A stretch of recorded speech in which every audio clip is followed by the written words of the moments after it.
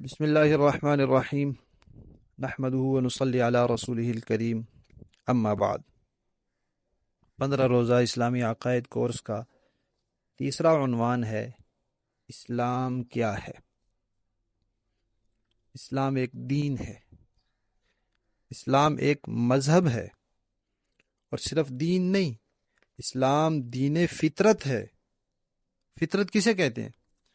کہ انسان اپنے دائیں بائیں کے ماحول سے متاثر ہوئے بغیر، یہ دیکھے بغیر کہ میرے گھر والے کیا کر رہے ہیں، میرے والدین کیا کر رہے ہیں، ہمارے معاشرہ کیا ہے، ہمارے محلے دار کیسے ہیں، اس سارے ماحول کا اثر لیے بغیر اس کے اندر جو اللہ تعالیٰ نے ایک صلاحیت رکھی ہے، اس صلاحیت کی بنیاد پر ایک بات کو قبول کرے۔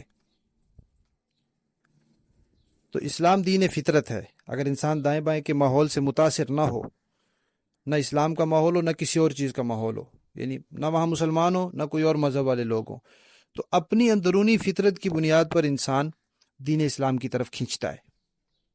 تو اسلام جو ہے وہ دین فطرت ہے۔ دین کسے کہتے ہیں؟ زندگی گزارنے کا ایک طریقہ، کہ انسان نے اس دنیا میں جتنا وقت گزارنا ہے وہ کس طریقے سے گزارنا ہے۔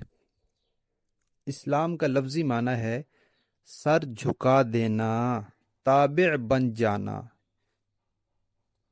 تو اسلام دین ہے اللہ تعالیٰ کی طرف سے، اس کا معنی ہوگا کہ اپنے آپ کو مکمل طور پر اللہ تعالیٰ کے حوالے کر دینا، اور ہر پہلو سے اللہ تعالیٰ کا تابع فرمان بن جانا۔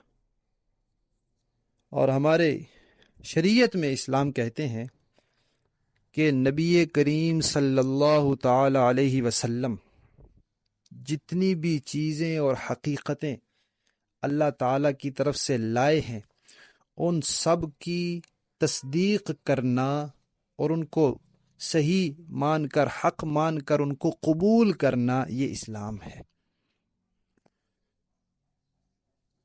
اسلام زندگی گزارنے کا ایک طریقہ ہے، اس کو ہی کہتے ہیں ضابطۂ حیات۔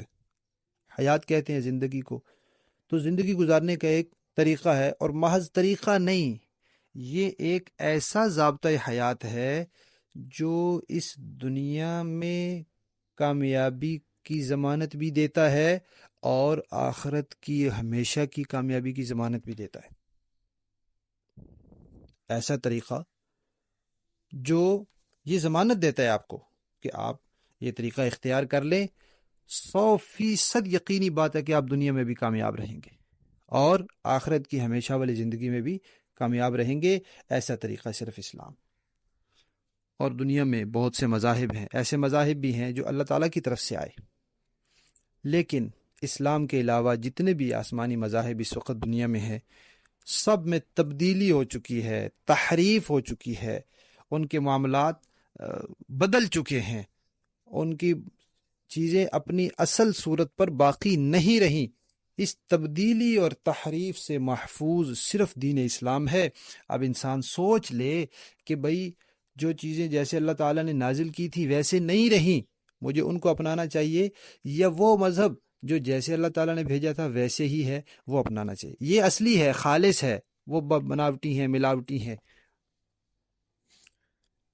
تیسری بات یہ ہے کہ دلائل کی روشنی میں اب برحق دین صرف اسلام ہے۔ اللہ تعالیٰ نے قرآن پاک میں فرمایا ہے کہ اللہ کے نزدیک دین صرف اسلام ہے۔ ان الدین عند اللہ الاسلام۔ اور اللہ تعالیٰ فرماتے ہیں وَمَن يَبْتَغِ غَيْرَ الْإِسْلَامِ دِينًا فَلَن يُقْبَلَ مِنْهُ۔ جو اسلام کے علاوہ اب کوئی دین لائے گا اس کی طرف سے قبول ہی نہیں کیا جائے گا۔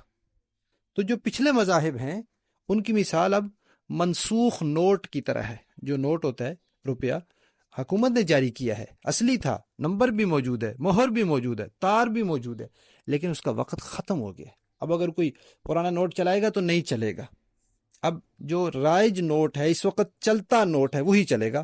تو اس وقت کا جو چلتا سکہ ہے وہ اسلام ہے، اور باقی جو ہے وہ منسوخ ہو گئے۔ اسلامی شریعت کے دو بڑے حصے ہیں۔ کچھ چیزیں ایسی ہیں جن کا تعلق دل اور دماغ سے ہے، یعنی وہ باتیں دل سے مانی جاتی ہیں، تسلیم کی جاتی ہیں، دماغ سے سوچی جاتی ہیں، اور کچھ ایسی ہیں جن کو بدن سے کیا جاتا ہے، جسم سے کیا جاتا ہے، اعضاء سے کیا جاتا ہے، عمل کیا جاتا ہے. تو یہ دو بڑے حصے ہیں ہمارے اسلام کے. جن چیزوں کا تعلق دل سے ہے، دل و دماغ سے ہے، ان کو عقیدہ کہتے ہیں، اور جن کا تعلق بدن اور اعضاء سے ہے اس کو عمل کہتے ہیں.